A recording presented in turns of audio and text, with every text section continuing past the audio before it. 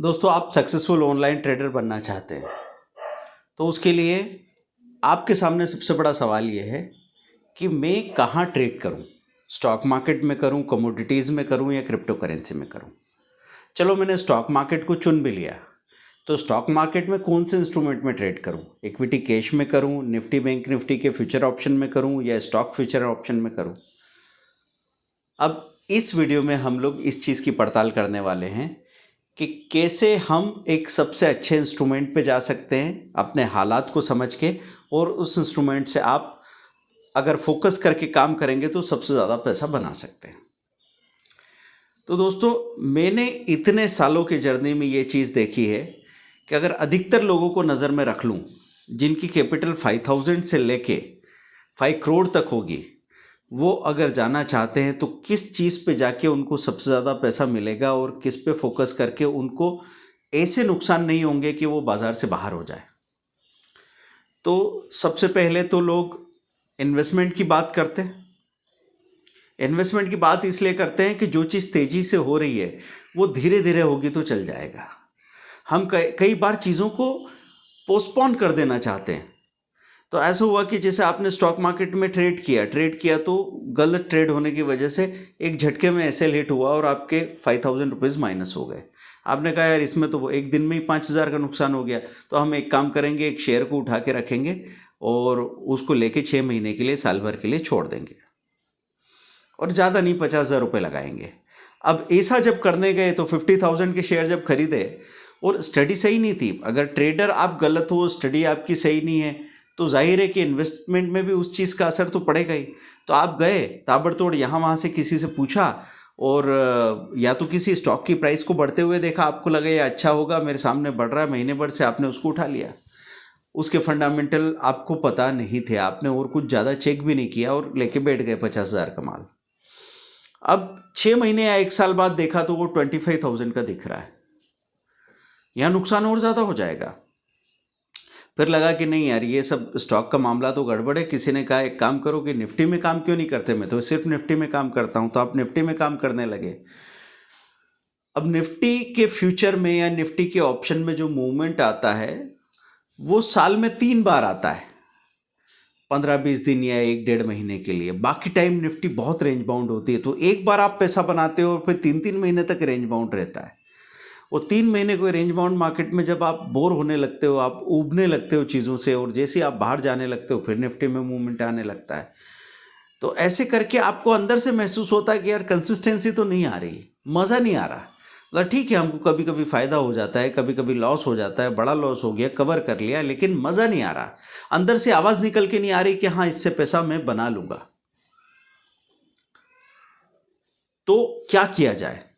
देखो, निफ्टी में भी आप पूरे टाइम काम कर सकते हैं, लेकिन आपका जो एक्सपेक्टेशन है वो किसी एक दिन जो ऑप्शन में 200% का मूवमेंट आया था वो आपका एक्सपेक्टेशन नहीं होना चाहिए।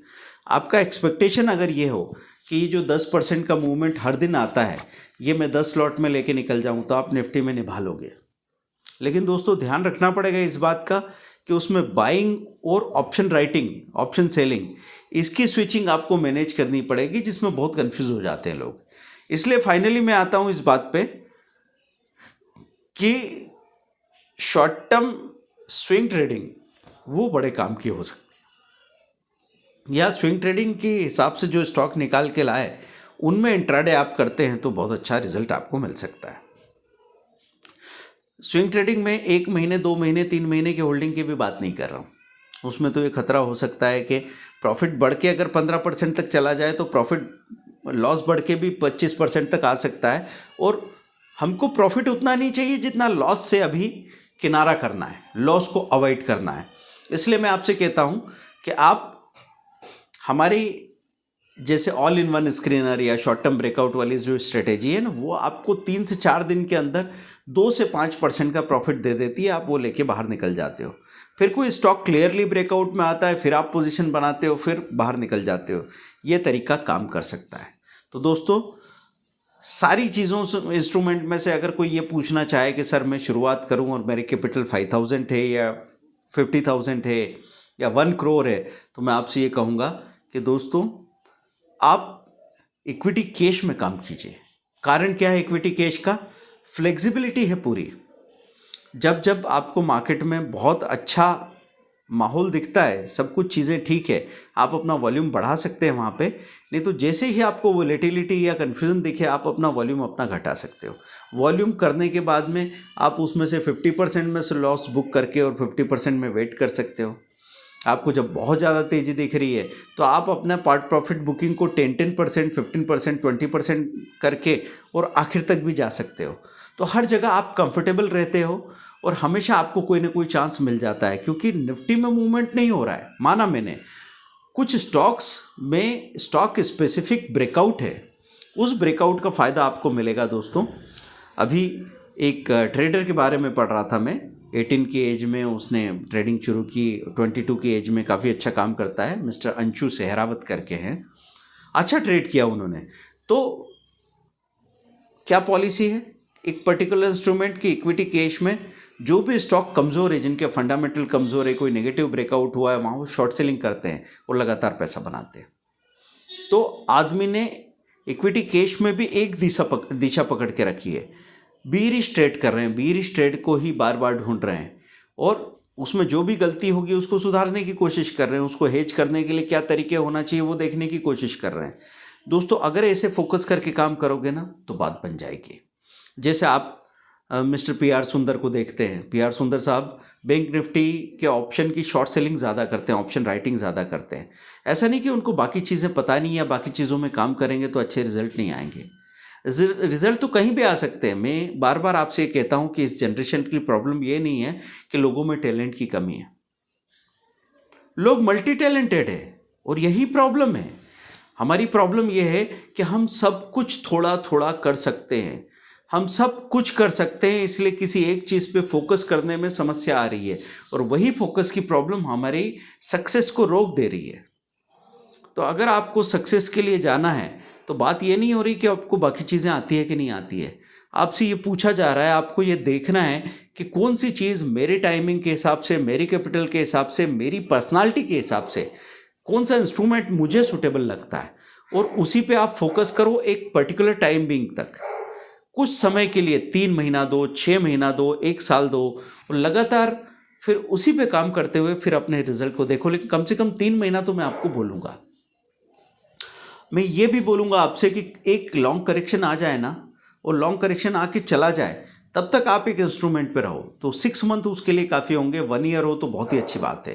1 ईयर में रहो, लगातार एक जैसी कैपिटल पे काम करो, कन्फ्यूज मत होते रहो। आप देखना आप सक्सेसफुल होने ही वाले हो। लेकिन सारे विकल्प चुनने से पहले सारे विकल्प को जान लेना बहुत अच्छी बात होती है। तो इसीलिए 100 डेज़ का हमारा जो 1 लाख का कोर्स है, उसमें क्या होता है, पहले सारी चीज़ें हम कवर करते हैं। सारी चीज़ों को जानिए तो सही, फिर उसमें से चुन लेना। तो जो लोग कैपेबल होते हैं या कोई प्रोफेशनल कोर्स करने जा रहे थे, कोई BBA MBA CA CS जो भी करने जा रहे थे, और मन बना रखा था कि हम 3 साल की डिग्री पे 5 लाख रुपया खर्च करने वाले हैं, वो लोग 1 लाख का कोर्स 100 डेज़ का करेंगे। और जितना उनको उनकी प्रोफेशनल क्वालिफिकेशन जहाँ पहुँचा सकती थी 3 सालों में, अगर आपने उसकी आधी मेहनत भी हमको दे दी ना, तो आप जहाँ पहुँचने वाले थे वहाँ से 10 गुना आगे जाने की पॉसिबिलिटी बनाते हैं। और ये तय है, इसमें मतलब आपका किसी एजेंसी पे डिपेंडेंसी नहीं है। हमेशा जब भी आप कोई प्रोफेशनल क्वालिफिकेशन लेते हो तो आपको ये लगता है कि मुझे कोई जॉब देगा तो फिर आगे मैं ग्रो करूँगा, मुझे प्लेसमेंट मिलेगा कि नहीं, कहीं रिसेशन तो नहीं आ जाएगा जॉब मार्केट में। ये सब बातें हम नहीं कर रहे हैं यहाँ पे। हम आपसे ये कह रहे हैं कि आप जो काम करना चाहते हैं उससे आपको कोई भी रोक नहीं सकता। इवन आपका डिमेट ट्रेडिंग अकाउंट नहीं है, आपकी फैमिली में फादर या मदर के नाम से है, तो आप उसी से काम शुरू कर लोगे। काम शुरू कर दिया मतलब एक्सपीरियंस होने लगा, एक्सपीरियंस होने लगा मतलब गलतियां करोगे, गलतियां सुधारोगे मतलब सक्सेस की तरफ बढ़ रहे हो। अब वो धीरे धीरे बढ़ो या तेज़ी से बढ़ो, डिपेंड करेगा वो आपके फोकस पे, लेकिन काम तो होगा दोस्तों। तो ये आप कर सकते हैं। एक इंस्ट्रूमेंट मैंने बताया कि या तो निफ्टी के कॉल पुट में काम करेंगे, ये अलग बात है, नहीं तो इक्विटी कैश को मैं प्रेफर करूंगा शुरुआत करने के लिए। तो इक्विटी कैश में आप काम कर सकते हैं। कोई सा भी छोटा कैप्सूल कोर्स लेके भी शुरुआत कर सकते हैं दोस्तों। कैप्सूल कोर्स का फ़ायदा यह है कि अगर मुझे कोई एक चीज़ मिल जाए और मुझे वही करना है तो मैं उस पर फोकस करने में ज़्यादा फेल नहीं होने वाला, और अगर ऐसा हो पाया तो सक्सेस आपको मिलनी है, ये तय है। कॉल कीजिए 8269399398 9630015450। विजिट कीजिए zero loss option trade Android app या speedearning.com वेबसाइट को। Thank you.